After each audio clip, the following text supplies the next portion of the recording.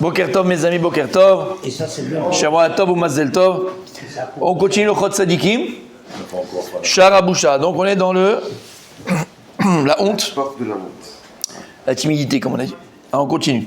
Alors il a dit comme ça à Boucha, à Mouchavin, Sechel ou Boucha, Boucha ou Sechel. On a dit déjà la semaine dernière que la réflexion, le Sechel, la réflexion, c'est la Boucha, la conscience.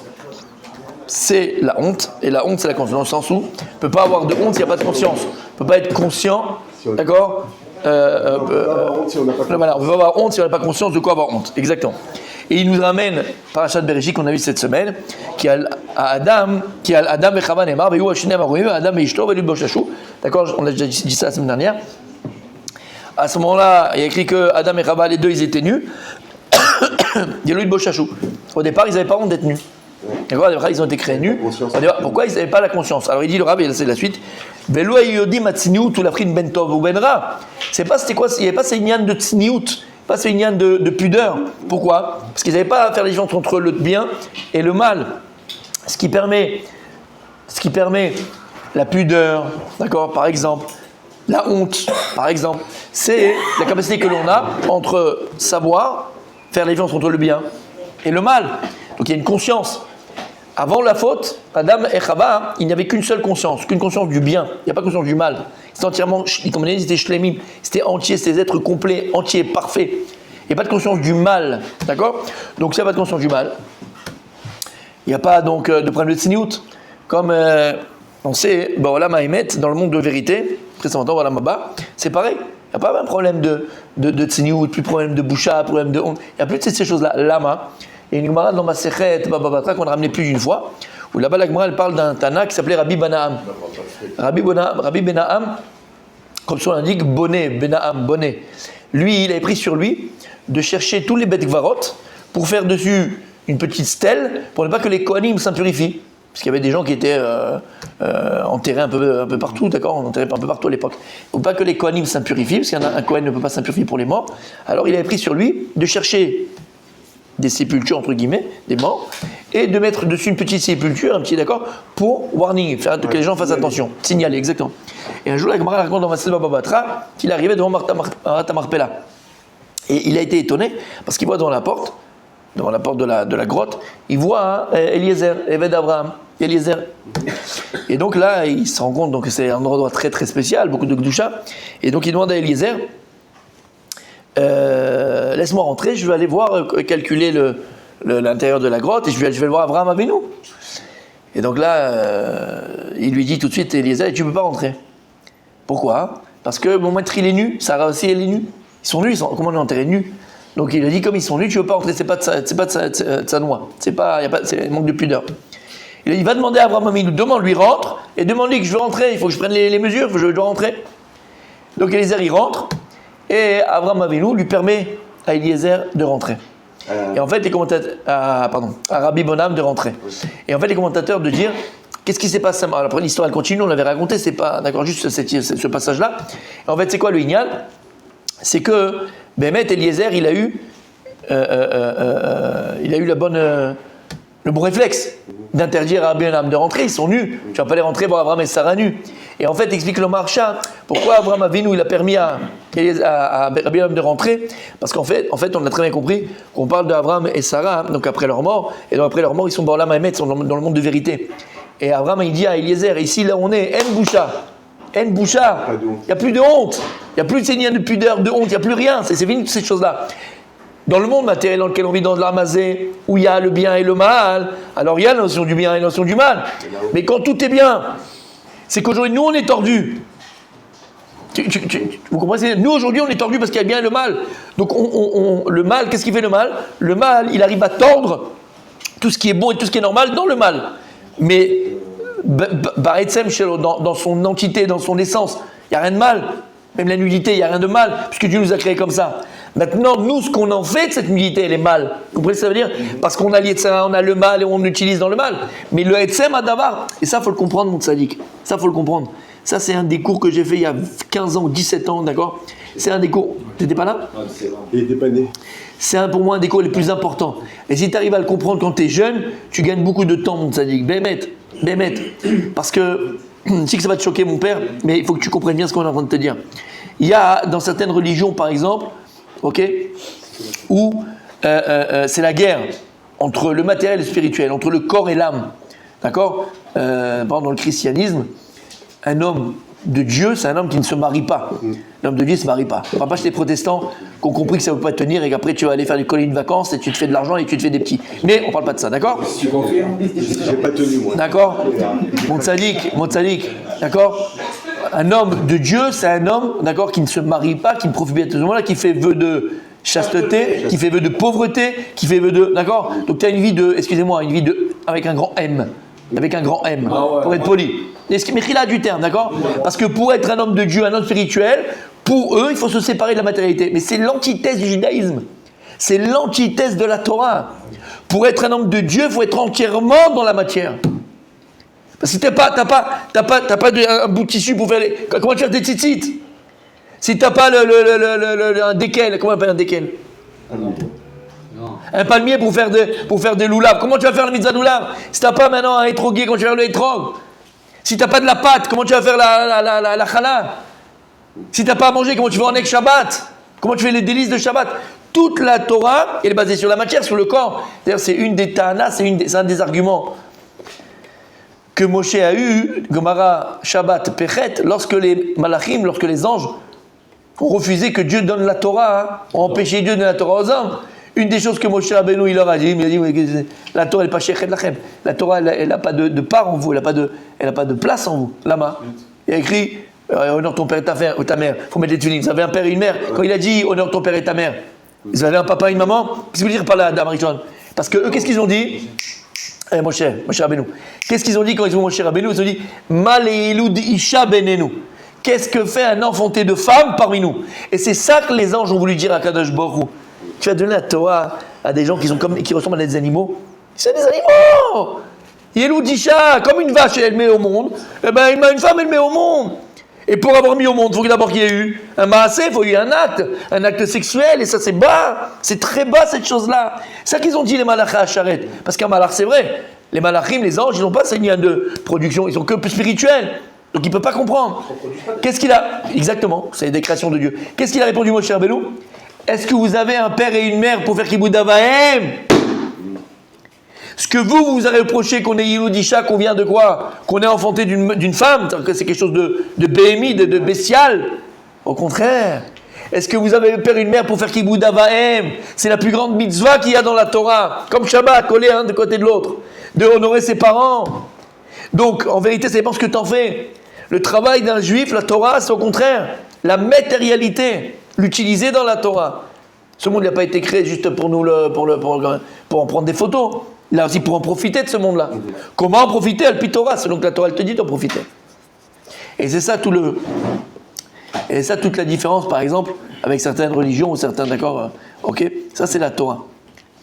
Maintenant, encore une fois, pourquoi je dis ça? Parce que pour moi, c'est la chose la plus importante. La plus importante dans la Vodat Hashem. Ponctuellement, comme le nazir. Le nazir, pour moi, c'est comme si quelqu'un il fait teshuva.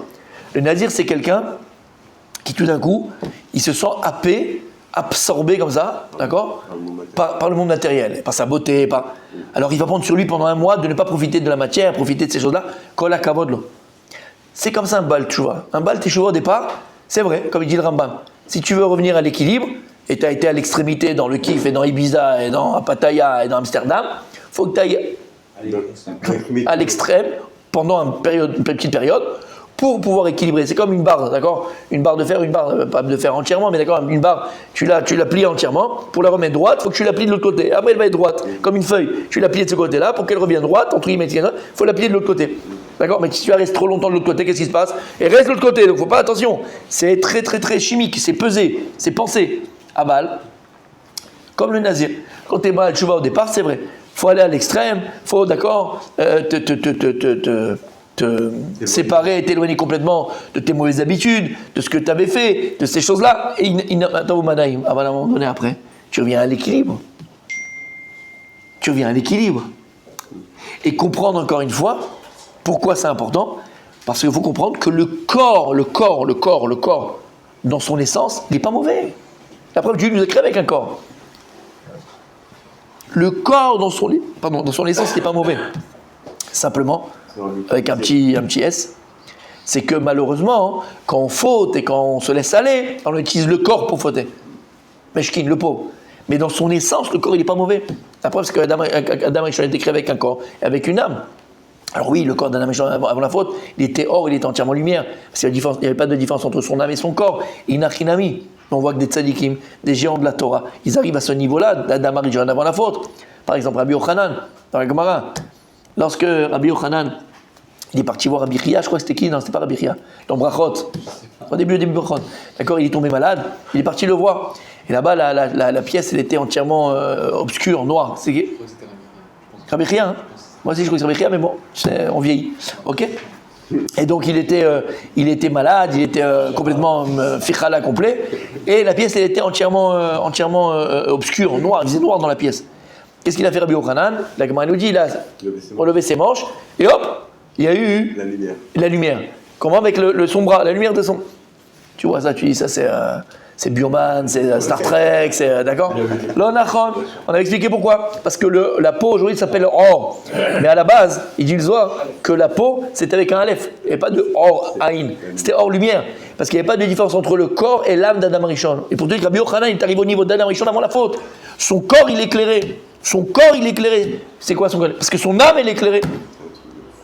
Donc le corps, dans son essence, il n'est pas mauvais. Et ça, c'est important de le comprendre. Donc avant la faute, Adam Rishon et Chava, ils n'avaient pas honte. Quand est-ce que la honte, elle a pu avoir lieu? Parce qu'après la faute, il y a eu le tov et le ra. Il y a eu le bien et le mal qui sont mélangés maintenant en nous. Et on a cette connaissance et cette conscience du bien et du mal. Et encore une fois, la conscience du bien et du mal fait qu'on va utiliser maintenant le corps et la matérialité pour faire le mal. Mais dans son essence, puisque Dieu a créé un monde matière et spirituel, il n'est pas mauvais. C'est clair ce que je viens de dire maintenant? Ok. En tout cas, ici le Rav nous explique que la boucha donc a été possible, tu le vois bien dans la Torah, c'est expliqué comme il faut, uniquement par la conscience. Donc il ne peut pas avoir de honte s'il n'y a pas de conscience. C'est clair? Et uniquement après qu'ils ont mangé du Etz Adavara, qu'ils ont mangé du fruit de la connaissance, là il y a écrit, oh, leurs yeux se sont ouverts et ils sont devenus intelligents. Pas intelligents dans le sens, ils étaient bêtes avant. Intelligents, c'est de savoir, prise de conscience entre le bien, informé. Exactement. Ah, j'aime ce que tu viens de dire, tu sais. C'est beau ce qu'il vient de dire. Parce qu'en fait, c'est même ça la définition dans la Gemara, comme un picard. La Gemara parle de picard, d'accord? Quelqu'un picard. C'est quelqu'un qui est informé. Picard, oui, exactement. Choté. Choté peut être informé, donc il peut pas. Il a fait. Vechen. Kol ba'alei chaim zulati adam en lahem busha. Regarde ce qu'il dit ici le Rav. Et la preuve, c'est regarde toutes les autres créations et créatures de Dieu. Il n'y a aucune autre création qui a cette notion de honte. Les animaux, ils n'ont pas honte. Comme je l'ai expliqué déjà la semaine dernière, tu vas au zoo, d'accord? Tu vois les... Comment ils s'appellent là? Oui, mais les autres là. Non, les autres encore. Oh, toi, gorille. Non, les autres. Les autres. Les gorilles? Non. Qui règlent leurs problèmes. Ouais, qui règlent leurs problèmes. Les bolo-bolo. Ah, les bono-bono. Bono-bono. Alors tu vas, il y a les bono-bono. Tac. Ils font une golo-golo. Ouais, ils font une golo-golo. D'accord? Mais comment ils font ça devant tout le monde? Le chien, il va, tac, boum, tac, devant tout le monde. Lama. Pas les poissons. Pas de conscience. Lama. Parce qu'ils n'ont pas de conscience. Parce qu'ils n'ont pas de conscience. Donc, parce qu'il n'y a pas de conscience, il n'y a pas de honte. Il n'y a pas de mal. Donc, il n'y a pas de mal, exactement. Regarde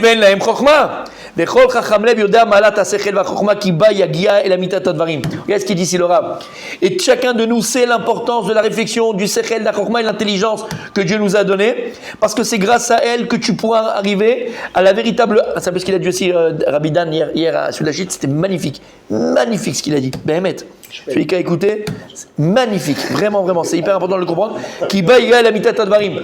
Parce que c'est par ta réflexion, par ta conscience, par ta pensée que tu arrives à comprendre les choses qui t'entourent, à les analyser. Comment tu vas analyser les choses? Comment tu vas comprendre ce qui t'entoure? Comment tu vas comprendre ce qui t'arrive? Par ton réflexion, par ta pensée, par ta conscience. Mais il disait par ta vida. Vegam, ça c'est autre chose, mais c'est pour ça que j'ai dit c'est cachot. Vegamba yagia lichut boro baruchu lavodato. Et c'est uniquement grâce à ton sechel et ta conscience que tu peux arriver à unifier et à unir Dieu dans ta conscience. Quand tu viens, tu dis Shema Israël, Hashem le Hashem Echad. Si atalo yodea mazé Shema, si atalo yodea mazé Shema Israël, c'est pas c'est quoi Hashem, c'est pas c'est quoi Echad, qu'est-ce que tu fais? Qu'est-ce que tu fais? Rien. La preuve, c'est qu'on te dit que si maintenant dans le premier pasouk de Shema Israël, t'as pas eu la kavana, t'as choser, parce que sinon c'est un chien qui vient de le faire, c'est une vache qui vient de le faire. C'est un bœuf qui vient de le faire. C'est un bœuf qui vient de le faire. Pas dans le sens. C'est pour l'amida, les trois trucs, j'aime ça aussi. C'est pas dans le sens insulte que je viens de donner. Dans le sens animal. C'est un animal, il n'a pas conscience de ce qu'il dit. Il parle pas d'animal, on a compris ce que ça veut dire. Tu comprends, ça veut dire. Donc le seul moyen que tu as, les ached et Hashem, en fait, de savoir Dieu, de comprendre Dieu et de savoir Dieu, de vivre avec Dieu, c'est par ta conscience de Dieu. Donc par ta conscience de Dieu, par ton savoir de Dieu, par ta réflexion sur Dieu.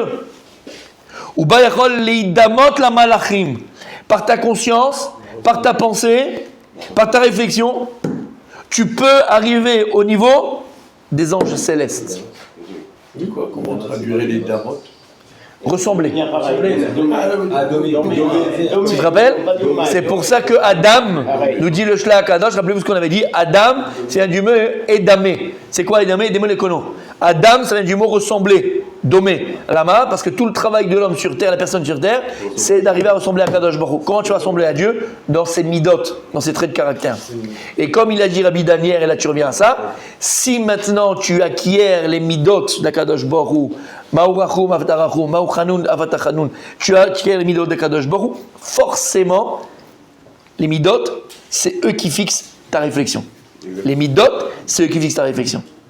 Et donc, si maintenant les midot que tu as ressemblent à celles de Dieu, forcément ta conscience ressemble à celle de Dieu. Et comme dit Rabbi Nachman dans l'Écouté Moharan, l'homme est capable d'atteindre le niveau de conscience de Dieu.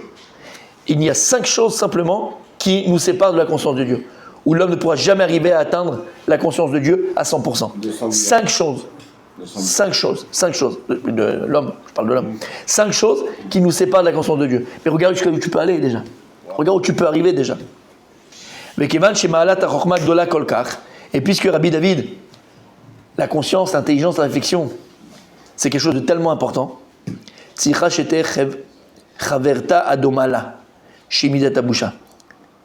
Il nous donne un chidushatsu. Si tu comprends que la conscience, la réflexion, l'intelligence, c'est quelque chose de plus important, puisque c'est ce qui va nous permettre, Béhémet, le Echud Imachem. Vous vous rappelez ce qu'on avait expliqué? Tu te rappelles, mon tzaddik? Il nous dit le Rav Dessler, que notre libre arbitre doit arriver à nous faire comprendre qu'on n'en a pas. Notre libre arbitre doit arriver à nous faire comprendre qu'on n'en a pas. C'est-à-dire on est tout Hachem, on pense tout comme Hachem, etc. Que finalement on suit exactement le... Pas vraiment. Niveau de conscience. Écoutez bien. Si on a un libre arbitre, ça veut dire qu'on peut aller de l'autre côté. Voilà, Yad Borest. Écoute bien.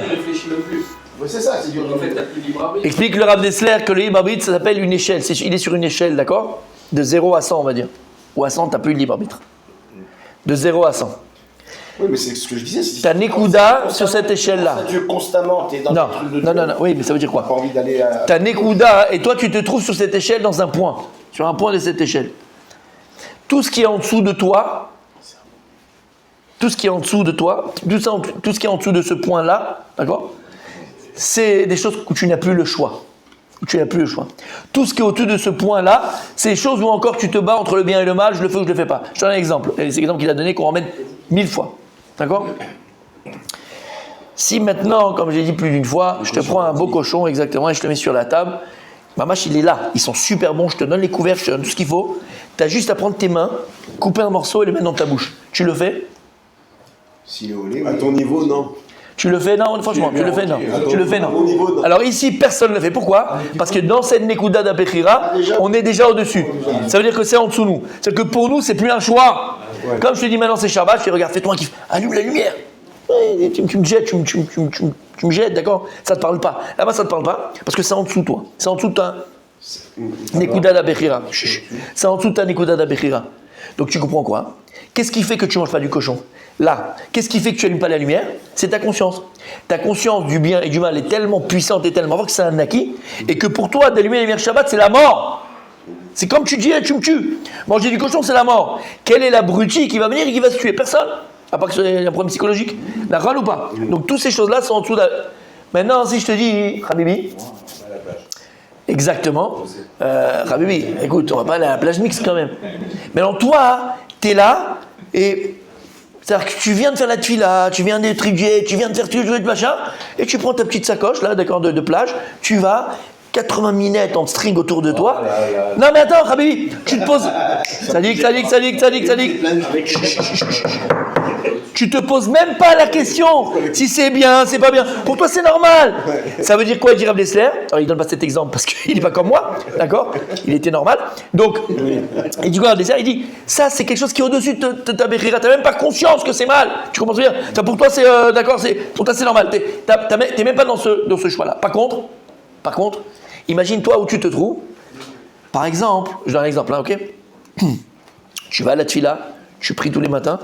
Et là, maintenant, tu pries à la maison. Mais tu sais que pour toi, tu sais prier Betsibour, c'est hyper important. Il y a les Kadishim, il y a la Kdusha, tout ce que tu veux. Et tu as un gros Yetzirara. Et là, tu te bats. Tu sais que c'est bien d'aller à la tefila. Tu sais qu'il faut y aller. Et d'un autre côté, Yetzirara, il te dit, bon, t'as pas le temps, vas-y, les trucs, ça va être trop longtemps, c'est plus simple, c'est tous les trucs du monde. Là, c'est ta Nikuda d'Abechira. Là où tu dois te battre. Il y a au-dessus où ça ne te porte même pas, là, tu fais Khofchi Khochi. Il y a en bas de toi où partout pour toi c'est la mort, même pas je vais le toucher, Khavisham, c'est Khazir. C'est Khalou. Tu comprends? Ouais, alors il dit Rav Dessler, écoute bien. Encore acquis, ça veut dire. Exactement.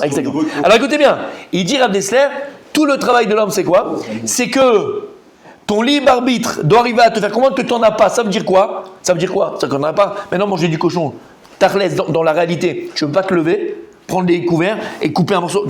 Tarles, dans la réalité, tu peux le faire. Rien ne t'en empêche, oui ou non? Tu peux le faire. Et après, tu ne le fais pas. Vas-y, dis-le. Ta conscience. Du bien et du mal. Parce que pour toi, tu as ODH chez Zeman. Donc en vérité, tu n'as plus le libre arbitre sur ça. Parce que ici, c'est quelque chose d'acquis. Il n'y a plus le libre arbitre entre manger ou pas manger. Tu l'as eu en fait. Tu l'avais. Et donc c'est ce qu'il dit. Ton libre arbitre doit arriver à t'amener à comprendre que tu n'en as pas. Parce que si tu arrives à une conscience pleine et entière de Dieu, tu n'as pas d'autre choix que quoi? Ou bacharta bachaim. Tu n'as pas d'autre choix que de faire la volonté d'Akadosh Baruch Hu, de faire le bien, de faire le tort. Ça, les tzadikim, d'accord? Et toi, tu es un tzadik, on est tous tzadikim, chacun à son niveau, d'accord? Ils arrivent à un niveau d'Adam Rishon avant la faute, où il n'avait plus, entre guillemets, il n'avait plus le choix. Là-bas, il n'y a pas le choix. Il avait une telle conscience de Dieu que le bien et le mal, ça ne lui parlait même pas. C'est Dieu. Et en fait, c'est ça, lui dira les uns. Ton libre arbitre, c'est qu'en vérité, écoutez bien, il y avait un joueur de poker, un Descartes, on l'avait dit plus d'une fois, et il disait souvent Descartes, je pense donc je suis. La Torah, elle te dit, je choisis donc je suis. Plus tu vas choisir, et plus tu vas être. Être, c'est comme Dieu. Être, c'est devenir comme Dieu. Il n'y a pas de mal, Shakadash Baruch. C'est que tu vas arriver à choisir entre le bien et le mal, et tu vas choisir toujours le bien, et ta conscience du bien va augmenter et évoluer. Et pour toi, finalement, tu vas te retourner, comme par exemple la plage, à un moment donné où, Baruch Hashem, tu vas évoluer, tu vas te retourner, et tu dis, mais ça devient comme le cochon. Comme le cochon! C'est que la conscience du bien et du mal est tellement évoluée chez toi que la plage mixte, pour toi, c'est vadaï, c'est même pas un débat, c'est même pas une guerre. Alors, tu en auras d'autres, parce qu'on est humain, tu en auras d'autres, mais à des niveaux différents. Tu vois, le Yetzirara du Rav Ovadia Yosef ou du Rabbi, tu vois, ou d'un Gadol ou d'un Tzadik, ok? C'est, je rajoute 30 secondes à mon limoud ou pas, tu vois? Est-ce que je le fais, je le fais pas? Entre guillemets, je sais pas, je te donne un exemple bête, mais d'un Tzadik. Tout est déjà acquis. Tu comprends? Mais même eux, ils ont un combat. Il dirait, même eux, ils ont un combat. Et sache que le combat qu'ils mènent contre leur Yetzirara à eux, l'intensité, c'est exactement la même que toi, de pas aller à la plage mikva ou pas manger du cochon, ou pas manger le même. Le même. Parce que tout est relatif, exactement. Shamata, donc ça c'est très important, le commandement. Et ça c'est une phrase du Rav Dessler qui change une vie. Ton libre arbitre doit arriver à te faire comprendre que tu n'en as pas. Ça veut dire quoi? Alors j'en ai ou j'en ai pas? Oui, tu en as, bien sûr que tu en as à un moment. T'en as, la preuve. Je mange pas, j'y vais pas. Mais si tu arrives par ta conscience du bien et du mal et ta conscience de Dieu, à dépasser cela, pour toi c'est un acquis, tu n'as plus le choix en vérité. Tu n'as plus le choix parce que c'est la mort. Quel abruti va jeter dans le ravin? Tu n'as plus le choix. Et bien c'est exactement ça qu'on doit arriver. Et donc il dit ici, écoutez bien. Si on a compris que la conscience, donc la réflexion et la conscience, c'est quelque chose qui est la plus importante en l'homme, alors écoutez ce qu'il dit. Alors il faut que sa sœur lui ressemble, soit au même niveau. Sa sœur. C'est qui la sœur de la conscience? Midat Abusha. Midat Abusha. C'est la honte. La honte. Parce que les deux vont de pair. En fonction du niveau de ta conscience, tu auras aussi un niveau de honte ou de gêne ou de Tu comprends, en fait. timidité. Ben oui, plus ta conscience et plus au niveau de ta mida de boucha, elle est grande.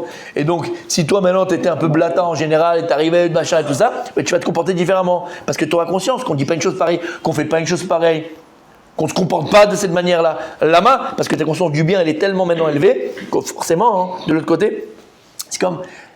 Je peux me permettre? Oui. D'accord. C'est comme maintenant, souvent quand je fais ce cours-là, vous n'avez pas chaud? Non, on va bien. D'accord, c'est moi alors, c'est intérieur, c'est la ménopause, c'est la ménopause. C'est la ménopause. C'est la ménopause. Andropause chez les hommes. On ne sait pas aujourd'hui, on ne sait pas, ne lui parle pas. D'accord? Vous avez le choix. Qu'est-ce que je disais, mon sadique? Vous avez Ouais, le il m'a choix. embrouillé. Qu'est-ce que je disais? Vous demandiez la Ici, permission il y a de la parler. permission de parler Hein sur. Vous demandiez la permission de parler pour. Ah, tu peux parler. Mais de quoi? On sait pas. Oui. Très souvent, quand je fais ce cours-là, des fois j'ai fait, d'accord? C'est d'Alachot.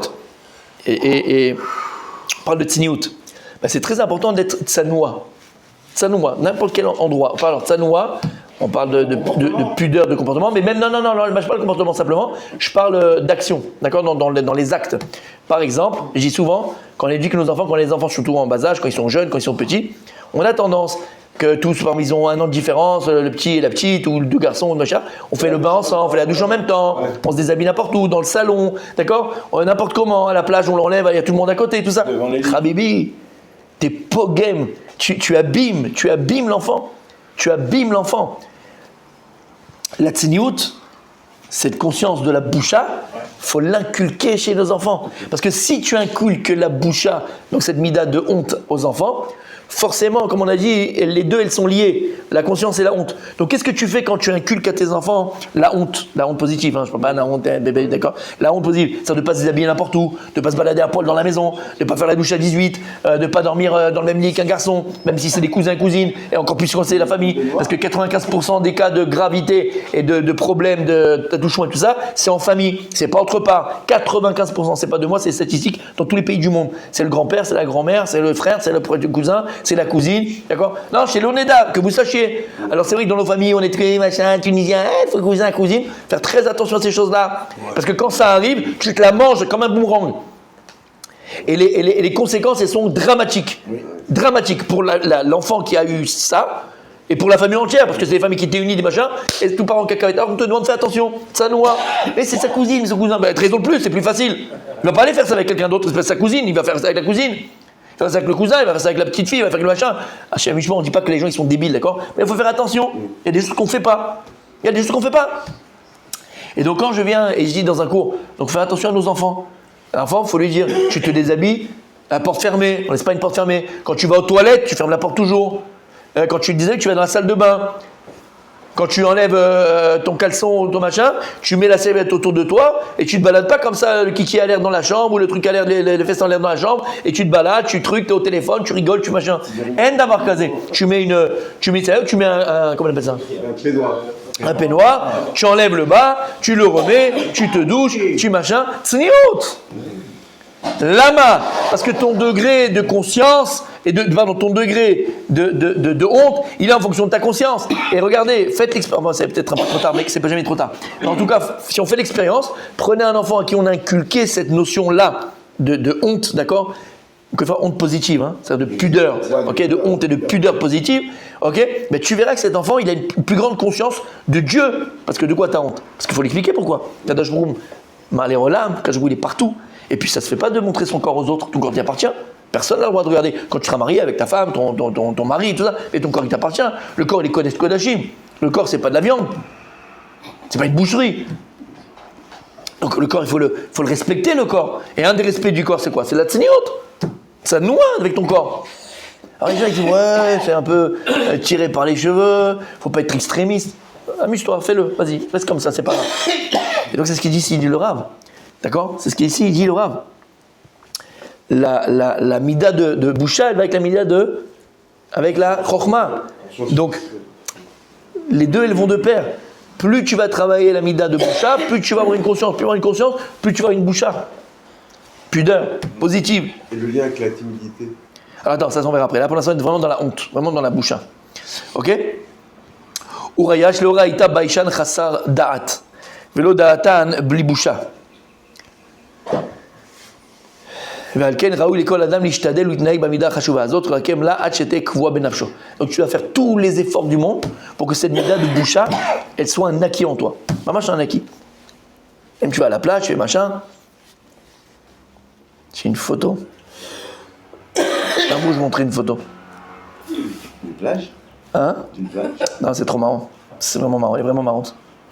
Très très marrante. Et mon beau-frère, il me l'amène, mon beau-frère qui est là, le Païtan, Razan. Olivier, parce qu'il venait tous les ans en Israël en été, on allait en chambre à la plage avec les enfants, ils étaient petits, tout ça. Et on allait à Kriyat Santa. Je lui dis qu'il me la renvoie, il l'envoie tout le temps pour se foutre de moi. Et mari de ma soeur, exactement. Et on allait à Kriyat Santa. Bon, au Hachem là-bas, c'est Blainara l'été, tu peux même pas bouger, d'accord? Et il y a une photo où à un moment donné, je suis comme ça. Et derrière moi, comme ça, il y a une paire de fesses d'un chassid. Le mec, il se met le maillot. Moi, je l'ai pas vu. Il se met le maillot dans la plage, pépère, tranquille, comme si rien n'était. Je te montre la photo, tu pleures. Tu pleures. Ça s'appelle un clap. Mais là, il est là, parce que moi, j'ai pas fait attention. Et lui, il a vu ça, vite, il a pris la photo, tu vois, mais pratiquement collé, quoi. Elle est magnifique, cette photo. Ça s'appelle un clair de lune. Comment? Un clair de lune. Clair de lune, exactement. C'était avec, comment il s'appelle? Moussoulis. Qu'est-ce que c'était sympa, ça. Ça, c'était sympa, Clair de lune. Et donc, messieurs, revenons à nos moutons. Ouais. Ve'yagbirotal kol tevav. Et que ça devient quelque chose de naturel en toi, que cette mida doit être naturelle en toi. Ve'tiye benav chashuva mishar midotav. Et pour toi, ça doit être une des midot les plus importantes, un trait de caractère, un des traits les plus importants. Pourquoi c'est plus important? Parce que si tu as cette midot de boucha, c'est que tu as une conscience. Et à quoi on doit arriver? À la conscience d'Hachem. Et plus tu as conscience d'Hachem, on a dit, plus finalement. T'as plus finalement. Et donc, t'as moins de fautes. Mais exactement. Parce qu'il dit, grâce à elle, tu vas arriver à toutes les grandeurs de qualité, à toutes les meilleures qualités du monde. Veimana me averot mikol midot migunos, ce que tu viens de dire. Et donc, ça va t'empêcher de faire des averot. Mikol midot migunos et de toutes les mauvaises midot. Continue demain, Bezrat Hashem.